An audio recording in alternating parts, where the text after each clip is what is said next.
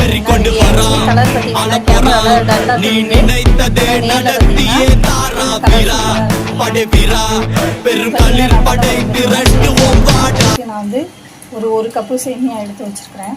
மிளகாத்தூள் பார்த்திங்கன்னா ஒரு 1.5 ஸ்பூன். இது வந்து காரமாக இருக்கும் மிளகாத்தூள், அதனால் இந்த மிளகாத்தூள் வந்து கொஞ்சமாக எடுத்துக்கிறேன். அடுத்து பார்த்திங்கன்னா கடுகு ஒரு ஸ்பூன். அடுத்து கிராம்பை வந்து பொடி பண்ணி வச்சுருக்கேன். அது வந்து ஒரு சிட்டிகைக்கு மேலே அது எடுக்கக்கூடாது. சேர்த்தோம்னா அது வந்து அந்த ஃப்ளேவர் ஜாஸ்தி ஆகிடும். அடுத்தது பார்த்திங்கன்னா கிராம்பு பொடி ஒரு 2 ஸ்பூன் வந்து தாராளமாக எடுத்துருக்கேன் கிராம்பு. அடுத்து தேவையான அளவு உப்பு. அடுத்தது பார்த்திங்கன்னா இந்த தண்ணி வந்து நம்ம சேர்க்கணும். இப்போ தண்ணி சேர்க்குறதுல தான் அந்த சேமியாவோட இந்த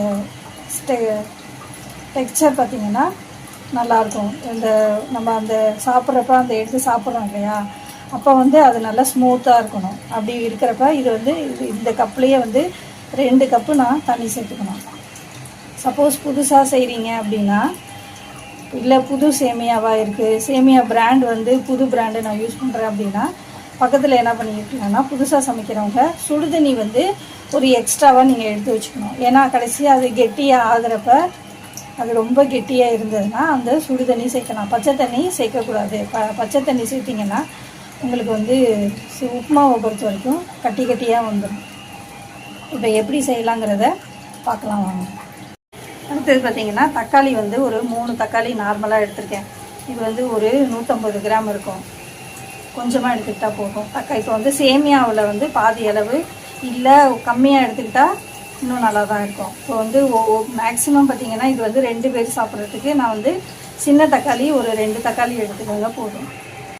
கடாய் வச்சு கடாய் சூடானதுக்கப்புறம் எண்ணெய் கொஞ்சமாக ஊற்றி அதில் கடுகு போட்டு, கடுகு பொரிஞ்சதுக்கப்புறமேட்டு நம்ம இந்த தக்காளியை போட்டு வதக்கணும். தக்காளியை வந்து இந்த தண்ணியை வந்து லைட்டாக அந்த தண்ணி இருக்குது பார்த்திங்களா, அந்த தண்ணியை வடிச்சிட்டு சேர்த்துக்கோங்க. தக்காளி நல்லா வதங்கினதுக்கப்புறமேட்டு அந்த தண்ணியை சேர்த்துக்கலாம். ஏன்னா இப்போ இந்த தண்ணியோடு போட்டோம் அப்படின்னா அந்த வதங்குறது டைம் பார்த்திங்கன்னா ரொம்ப எடுக்கும். அதனால தான் இந்த தண்ணியை வந்து வடிச்சிட்டு சேர்த்துக்கிறேன்.